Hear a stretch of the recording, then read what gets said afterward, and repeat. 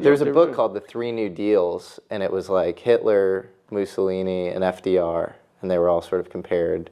And it was sort of, it just shows how sympathetic the U.S. was to Hitler, you know, just after 33 and before 38, between 33 and 38. FDR wasn't, because they tried to assassinate him. They were planning to overthrow him. I didn't know that. Oh, yeah. What's the story behind that? 1934, Brown Brothers Harriman, the people, planned to overthrow Franklin Roosevelt. Is that true? Oh, yeah, absolutely true. And so absolutely true. What was the plan there? They tried to recruit the Commandant of the United States Marine Corps, General Butler, to lead a major insurrection of the World War II veterans, you know, against Franklin Roosevelt's government, to oust him.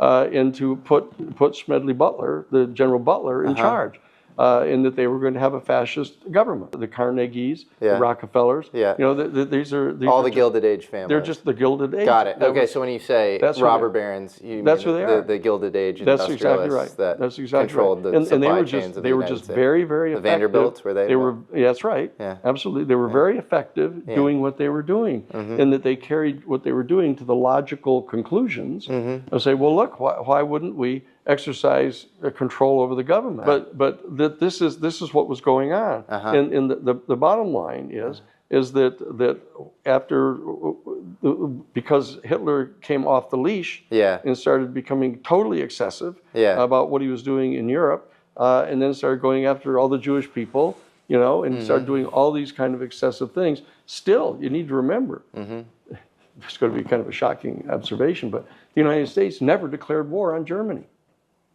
Really? Never did.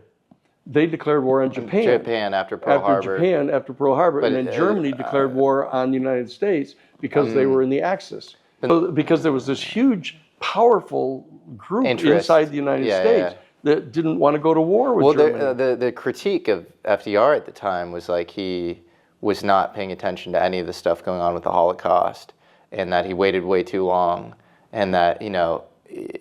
Yeah, I mean, he didn't want to go to. He didn't want to go to war initially. And then once he realized that because the whole lobby didn't want to go to war against Germany, because they're the ones that had created them. But there are some rumors that he might have had pre-knowledge of Pearl Harbor. Oh, he didn't. That's not rumor. So you think that's true? I know that's true. They lured the Japanese in because he was convinced that they were eventually going to have to go to war anyhow, and so that what he wanted to do is he wanted to rally the American people behind it. So what he did is he ordered all of the destroyers and all three of the major aircraft carriers into Pearl all at one time, and they were monitoring the Japanese trafficking, and they realized that they said, "Oh, what's your confidence level that he had knowledge of that?" It's 100%. Okay. It's 100%. Okay. Because we know that they had the cable traffic, they had the communications going on with all the Japanese military, and that they knew that they were luring them in, and once they decided they were going to do it, he sent the personal order the night before the attack on December 7th. He ordered all the aircraft carriers to leave under the cover of night.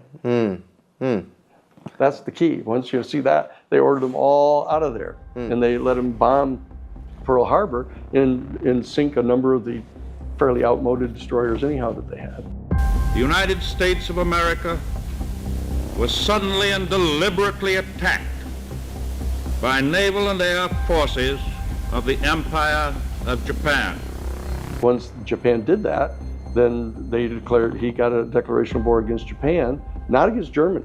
And then Germany declared war on the United States. Okay, so let's jump back to JFK, actually. So Brown Brothers Harriman is a very powerful center of organizing. Okay, and so that when Kennedy was deciding that he was going to do this backdoor channel thing with Nikita Khrushchev and start issuing orders to disassemble and destroy the nuclear warheads, that when Dulles found out about that, what he does goes to Brown Brothers Harriman and they give the green light, say that's it, you know, that this guy's got to go. And he knew about the S-Force, so that they just targeted the S-Force.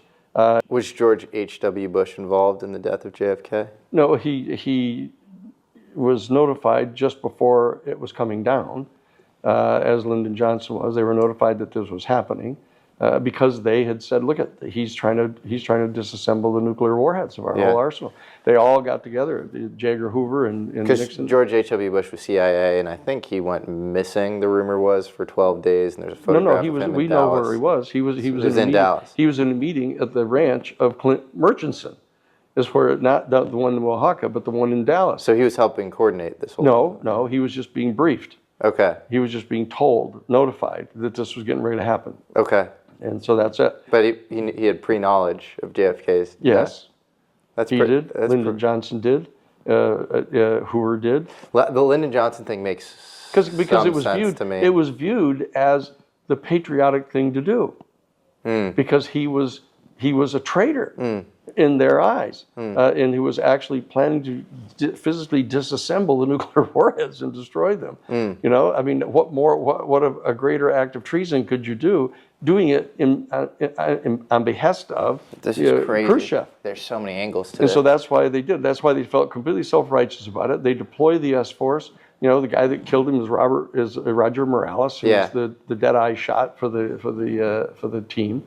You know, off the knoll, and it turns out he was one of the men on the grassy knoll. Yeah, that's right, the key guy. And what's his name? Morales, Roger Morales. His name is. And then Cabell is one of Dulles' right-hand men, and there's this weird narrative with him where his brother is the mayor of Dallas. That's right, Cabal. And Cabal. Yeah, that's right. Was it Cabal or Cabell? Cabell. Cabell. And his brother, the mayor of Dallas, reroutes JFK's motorcade. Is that right? Yeah, they did. He was involved in the decision to do it. Yeah. And there's a weird kind of UFO connection there because Cabell, you know, CIA officer Cabell, had seen Blue Book, and he said, you know, this is a super shoddy operation. And this is written up in Edward J. Ruppelt's book. Yeah. And so he actually became part of Blue Book. Right. He actually had authority in Project Blue Book to fix the place up and run it. You know, so that's all true. You know, it's one of those data points that you have to look at and say, what does that mean? You know, does it mean what you think it might mean? How many things could it mean, et cetera? But the bottom line is that Oswald, the most unpopular part of this whole reality is that everybody thinking Oswald was just this innocent guy that just happened to be in the neighborhood. Yeah. That's not true at all. Do you think he was brainwashed or coerced, or No, I think what he did is he realized that there was a plan afoot to have him go up there and take a shot at Kennedy, not to kill him, but take the shot at him. So what they could then do is say, "Oh, look, he's connected to Cuba." That's why he did that fake the Cubans Free Cuba Committee thing. Yeah, and that they could blame that. And he spent some time in Russia. And then that's right. And then they could run and attack. You know, he thought he was going to be the only one that was going to be taking the shot at him, and then goes trying to run away, and then they were going to eventually catch him. Though? Well, he was.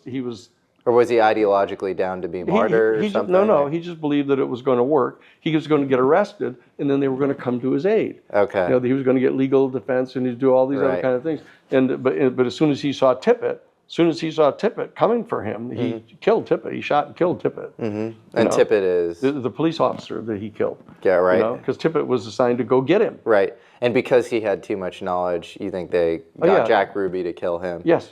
And Jack Ruby, I think, was maybe an MK Ultra patient. It wasn't required. He was a mob guy.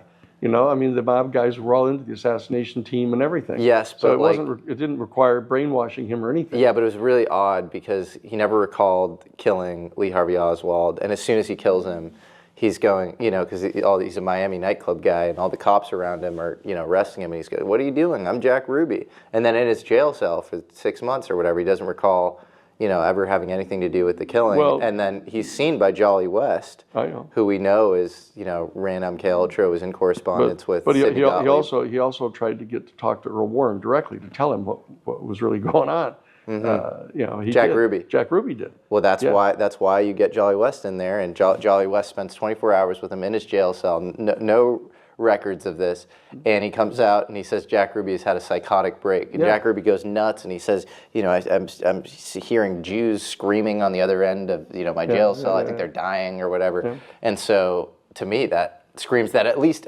there he was brainwashed. I don't know about prior. Well, what I'm saying is that with Occam's razor, applying Occam's razor, it doesn't require all of that for him to be directed by the mob To do the initial take killing. take out Oswald. Correct. Get him the hell out of there. Correct. You In know, fact, it would probably imply he was lucid and had some knowledge if he were brainwashed by Jolly West, which I think he was. Well- so maybe he was actually aware of what was going on Yeah. when he killed him. Yeah.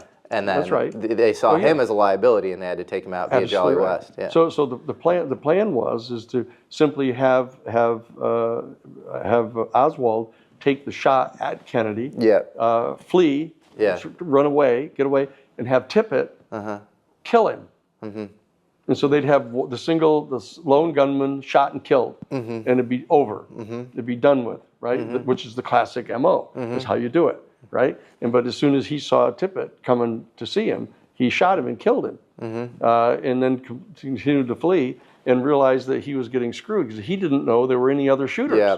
It is also, when you read the transcript of Jackie O coming off Air Force One and being greeted by Lyndon Baines Johnson, you know, Johnson and JFK sort of hated each other by that time. Sure. And I do see LBJ as sort of this ruthless guy. President Lyndon Johnson has left the hospital in Dallas, but we do not know to where he has proceeded. Yeah, he was that. He was that. And like you hear, I don't know, you just read the transcript of him speaking to Jackie O, and she kind of runs into his arms, and seems freaked out. He's like, "They're gonna get us. They're gonna get us all." Yeah. And to me, it seems like live action role playing, like It a little was. bit fake. Jack Valenti. Yeah. Jack Valenti told me all about it. Okay. Jack Valenti was with Okay, him. so that's right. Jack Valenti was with him. He locked himself in the bathroom on Air Force One.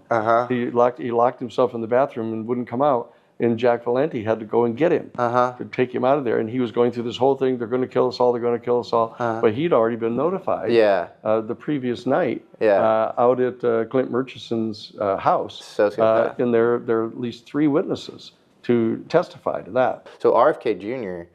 thinks that his father was not killed by Sirhan Sirhan. right. He was shot from the back by a guy named Eugene Thane Yeah, Caesar, I've talked to Bobby about this at length. who was coordinating with Bob Mayhew, he was his lawyer. Yeah. And so that's a crazy revelation. And I think Eugene Thane Caesar goes on to become a bodyguard at Skunk Works. He got employed with Mayhew. Right. And Mayhew was working with Summa Corporation. My understanding is that he was working with Mayhew around the time. Mayhew was clearly coordinating with him around the assassination, and then Eugene Thane Caesar went on to work at Skunk Works, but I could be wrong. Okay, but yeah, but I think it was Summa Corporation, Okay. which is Hughes' operation, Okay, aerospace okay, operation, okay, Summa okay. Corporation. So yeah, what do you make of that? I mean, that's insane. That's a pretty. Well, I try not to be insane. Yeah. No, but it's just there like a are- bombshell, like important, thing that people need to know.